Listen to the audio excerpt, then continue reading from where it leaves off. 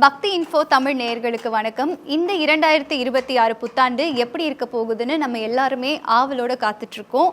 இந்த 12 ராசிகளுக்கான பலன்கள் எப்படி இருக்க போகுதுன்னு சொல்லிட்டு நம்ம எல்லாருக்குமே ரொம்ப பிரபலமான ஜோதிடர் கலாநிதி சுபாஷ் பாலகிருஷ்ணன் சார் நம்ம ஸ்டுடியோக்கு வந்திருக்காங்க. அவர்கிட்ட இதை பற்றி ரொம்ப டீட்டெயிலாக கேட்கலாம். வாங்க.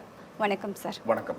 2026 கும்பராசி நேயர்களுக்கு ரொம்பவே நல்லா இருக்குன்னு புரியுது சார். மீனம் ராசி நேயர்களுக்கு 2026 எப்படி இருக்க போகுது? மீனராசி அன்பர்களை பொறுத்த வரைக்கும் ஜென்ம சனி வருது, ரொம்ப நல்லாயிருக்கும்.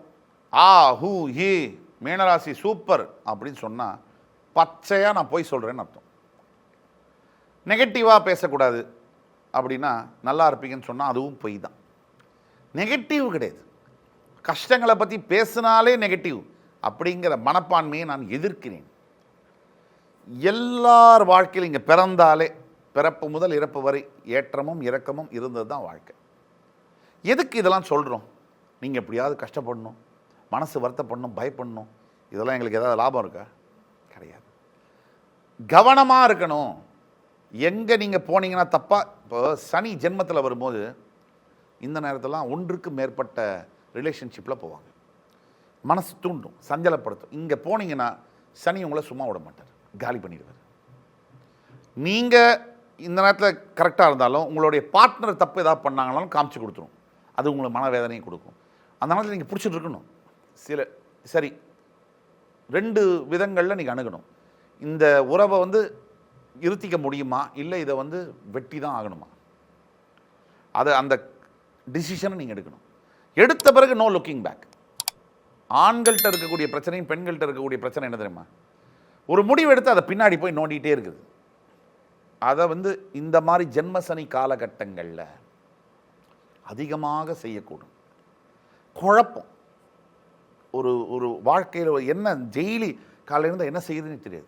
பயம், மனசில் ஒரு விரக்தி, ஒரு விதமான சஞ்சலம், டிப்ரெஷன், மன அழுத்தம், தூக்கம் வராது. ஜென்மசனியுடைய வேலை இதெல்லாம். இதெல்லாம் அப்படி தான் இருக்குமா அப்படின்னா இதை மாற்றவே முடியாதா அப்படின்னா மாற்ற முடியும். உங்களுடைய பக்தி தான் மாற்ற முடியும். நீங்கள் இறைவன் மேலே வச்சிருக்கிற நம்பிக்கை தான் மாற்ற. உங்களுடைய தர்மம் நான் சொன்ன பலன்களை மாற்றும். என்ன தர்மம்? 10,000 ரூபா சம்பாதிக்கிறீங்க, 1000 ரூபா தர்மம் பண்ணுங்க. சில பேர் நானே பார்த்துருக்கேன், 10 கோடி வச்சிருப்பார், காரில் வருவார், sir I donated 10 rupees to the beggar அப்படின்னுவார். இந்த மாதிரிலாம் செஞ்சீங்கன்னா சனி பகவானே ஓவர் டைம் போட்டு அடிப்பார்.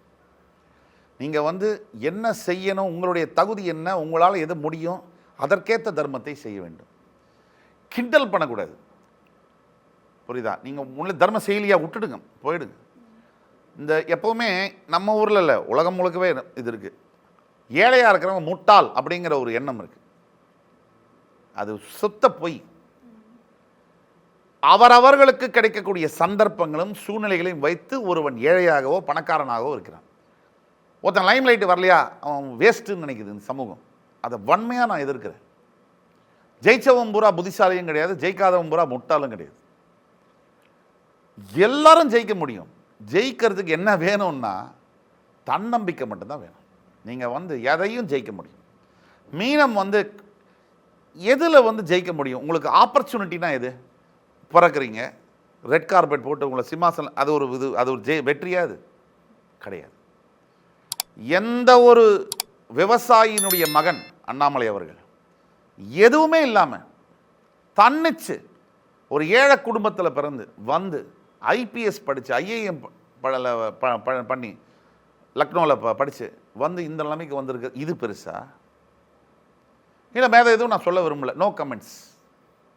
அதாவது யாரையும் குறிப்பிட்டு ஏற்றி இறக்கி பேச வேண்டியதில்லை. பாருங்கள், மக்கள் பார்க்கணும். விஜய் அவர்கள் தன்னுடைய அப்பானால் அறிமுகப்படுத்தப்பட்டால் உழைப்பால் மேலே வந்தார். தன்னுடைய உழைப்பு.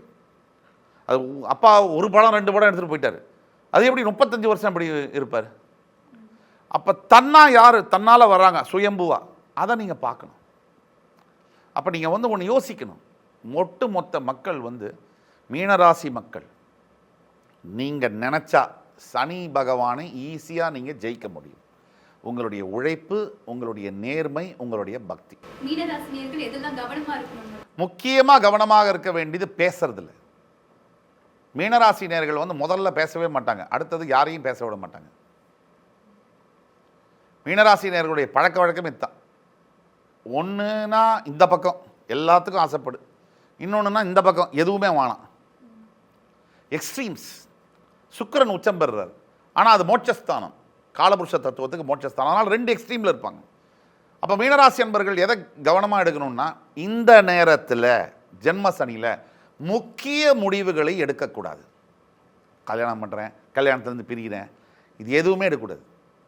2மே தப்பு. ஹார போடுங்க. என்ன வண்டி எங்கே போயிருமா? வாழ்க்கையில் 2 விஷயம் புரிஞ்சுங்க. ஒன்று நேரத்தில் எடுக்கக்கூட இல்லாத முடிவு, இன்னொன்று அவசரப்பட்டு எடுக்கக்கூடிய முடிவு. 2மே ஆபத்தை தான் விளைவிக்கும். தள்ளி விட்டிங்கன்னா பரவாயில்ல, கொஞ்சம் நிதானமாக பார்த்து எடுத்துக்கலாம். அதை தான் நீங்கள் பண்ணணும். அதே மாதிரி மீனராசி என்பர்கள் ஆரோக்கியம் சம்பந்தப்பட்ட விஷயங்களில் மிகவும் கவனமாக இருக்கும். ஆரோக்கியத்தில் கை விட்டீங்கன்னு சொன்ன 7.5 சனி படுத்திடும். அவரே ரெடியாக இருக்கார் படுத்துறதுக்கு. நீங்கள் சாப்பிட்றதில்ல, கண்ட நேரத்தில் சாப்பிட்றது, கண்ட நேரத்தில் தூங்குற வீரியத்தெல்லாம் காமிக்கும். தவறான பழக்க வழக்கங்களுக்கு ஒரு நியாயம் இருக்கும் எப்போவுமே எல்லார்ட்டையுமே. நான் கொலை பண்ணிட்டேன், கத்தி ஷார்ப்பாக இருந்துச்சு போட்டேன், நான் எனக்கு பிடிக்கல, அதனால் ஏமாற்றிட்டேன், இப்படி பண்ணிட்டேன், அப்படி பண்ணேன், எல்லாத்துக்கும் ஒரு காரணம் இருக்கும். இதெல்லாம் இல்லாமல் இருந்தாலே தர்மத்தின் வழியில் நடப்பது, தர்மம் செய்வது, உடலை பாற்றுக்கொள்வது, கவனமாக இருப்பது, இதெல்லாம் பண்ணாலே சூப்பராக இருக்கும். இந்த வருகின்ற ஆங்கில புத்தாண்டு 2026 முக்கியமாக பொருளாதார நிலைமை பற்றி ஏற்கனவே சொன்னோம். பண வரவு என்பது 12 ராசிகளுக்கும் பணம் ஒரு பெரிய அளவிலான சவாலை கொடுக்க முடியாது. சில பேருக்கு கடன்கள் இருக்கும், சில பேருக்கு பண பரிவர்த்தனையில் பிரச்சனைகள் இருக்கலாம். அடிப்படை ஆதாரம்னு சொல்கிறோம். உணவு, தங்க இடம், உடுத்த நல்ல ஆடைகள், இதில் பிரச்சனை இருக்காது. 2, காதலை பற்றி கூட நீங்கள் கேட்டீங்க. காதல் விவகாரத்தில் இந்த 2026 ஆண்டுகளில் முக்கியமாக ஜெயிக்கக்கூடிய ராசிகள் அப்படின்னு நம்ம பார்த்தோம்னா கடகம், ரிஷபம், துலாம், மகரம். இந்த 4 ராசிகளுக்கு காதல்லேருந்து ஜெயிச்சு திருமணமாக மாறக்கூடிய யோகம். ஒரு மனுஷனுக்கு காதல் வரணும்னா எங்கே சந்திரன் இருந்தாலும் வந்துடும். அந்த காதலில் ஜெயிக்கணும்னு வச்சுக்கோங்க, சுக்கிரனும் சந்திரனும் சம அளவில் பலமாக இருக்கணும். அப்போ தான் காதல் திருமணமாக மாறும். ஒருத்தருக்கு சந்திரன் ஸ்ட்ராங்காக இருக்கும், சுக்கிரன் வீக்காக இருக்கும், காதலிப்பாங்க, ஃபெயிலியர். ஒன் சைடு லவ்வும் இப்படி தான். சில பேருக்கு சுக்கிரன் நீச்சமாக இருக்குன்னா 10 பேர் காதலிப்பான். காதல்னா என்னன்னே தெரியாது இவனுக்கு. என்னப்பா என்ன, இல்லை எங்கள் அப்பா அம்மா சொல்கிற பொண்ணு தான் கல்யாணம் பண்ணிப்பேன்மா, என்னடா சொல்கிறேன்னு, அந்த மாதிரிலாம் இருக்குது. ஆக காதல் விவகாரங்களில் எப்போவுமே காதல் வர்றது அர்ஜெண்ட்டாக வரும், எக்ஸிட் ஆகிறது அப்படி கிடையாது, ரொம்ப கஷ்டம். அதனால் ஜாக்கிரதையாக முடிவெடுத்து அந்த உணர்ச்சிகளுக்கு கட்டுப்படாமல் ப்ராக்டிக்கலாக யோசித்து முடிவெடுக்கிறதுல இது பண்ணுறது நல்ல சிறந்த விளைவை ஏற்படுத்தும். இப்போது நம்ம 2026 ஆண்டு நிறைய விஷயங்களை பற்றி பேசணும். திருமணம் பற்றி பேசணும். திருமணத்தை பொறுத்த வரைக்கும் பல நபர்களுக்கு, அதாவது 12 ராசிகளில் பல நபர்களுக்கு திருமணம் இன்னும் ஆகாமல் இருக்குது. இந்த 90s 2K கிட்ஸை பற்றி தான் நம்ம சொல்ல வேண்டியதாக இருக்குது. எவ்வளவோ இடத்துல வரேன்னு பார்த்துட்டோம், இன்னும் 30 வயசு மேலே எனக்கு ஆயிடுச்சு, திருமணம் இன்னும் நடக்கலையே, ஐயோ 3 லவ் ஃபெயிலியர் ஆயிடுச்சு, வர்றவங்களாம் பிச்சுட்டு போயிட்டான், இது வர்றவங்கெல்லாம் ஏமாற்றிட்டு போயிட்டாங்க, இப்போ கல்யாணம் நடக்குமா நடக்காதா அப்படின்னா நீங்கள் தான் ஒரு ஸ்திரமான முடிவு எடுக்கணும். உங்கள் சுய ஜாதகத்தை பரிசீலனை செய்து திருமண யோகம் என்பது நடக்க வாய்ப்பு இருக்கா, இல்லை தசாபுக்திகள் அதுக்கு இடைஞ்சலாக இருக்கா, அதற்கு ஏதாவது ரெமெடிஸ் இருக்கா அப்படிங்கிறத செய்யணும்.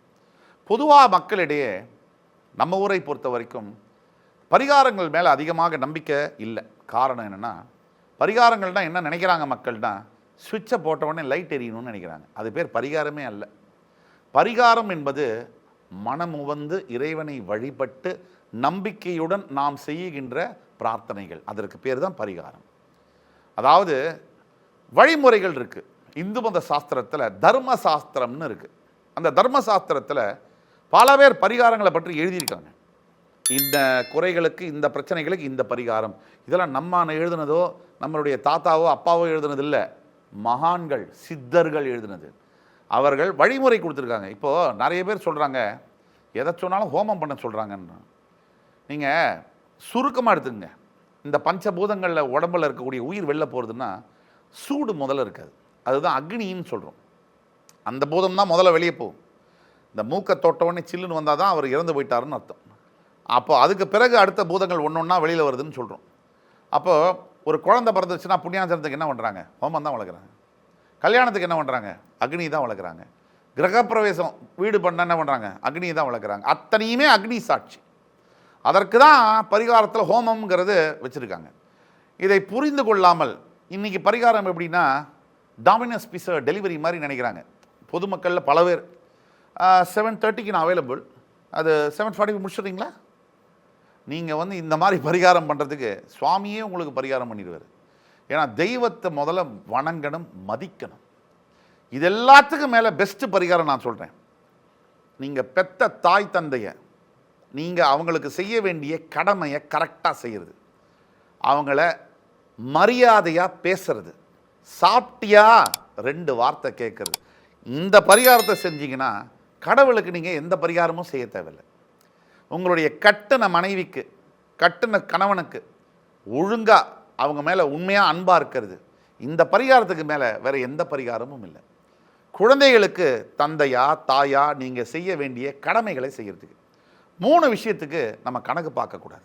அதாவது பெற்றவங்களுக்கு நம்ம செய்கிற விஷயங்கள், அவங்கள காப்பாற்றுறதுக்காக நம்ம போடுற சாப்பாடு, அவங்களுக்காக செய்யக்கூடிய வசதிகள், கூட பிறந்த சகோதர சகோதரிகளுக்கு நம்ம செய்யக்கூடிய உதவிகள், நம்ம பெத்த குழந்தை, நம்ம கட்டின பொண்டாட்டிக்கு நம்ம செய்யுது, இதிலெல்லாம் கணக்கே பார்க்கக்கூடாது.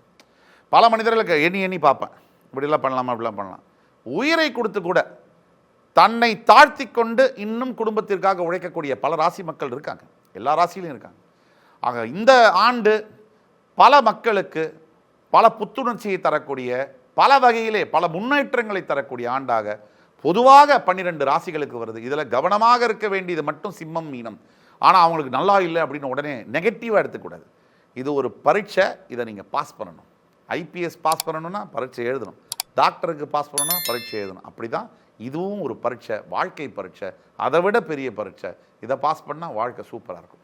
ஸோ இது வரைக்கும் பார்த்ததில் நம்ம நேர்களுக்கு இருக்க பல சந்தேகங்கள்லாம் தேர்ந்திருக்கும். ரொம்பவே விரிவாக சொன்னதுக்கு ரொம்ப நன்றி சார். அதாவது ஆங்கில புத்தாண்டு 2026 பக்தி இன்ஃபோ தமிழ் நெஞ்சங்கள், அனைத்து உலகமெங்கிலும் இருக்கக்கூடிய பக்தி இன்ஃபோ தமிழ் சேனலுடைய ஆதரவாளர்கள் அனைவருக்கும் என்னுடைய மனமார்ந்த நன்றிகளும் வாழ்த்துக்களும், அனைத்து அன்பு தமிழ் உள்ளங்களுக்கும் என்னுடைய சிரம் தாழ்ந்த ஆங்கில நல் புத்தாண்டு வாழ்த்துக்களும் வணக்கங்களும்.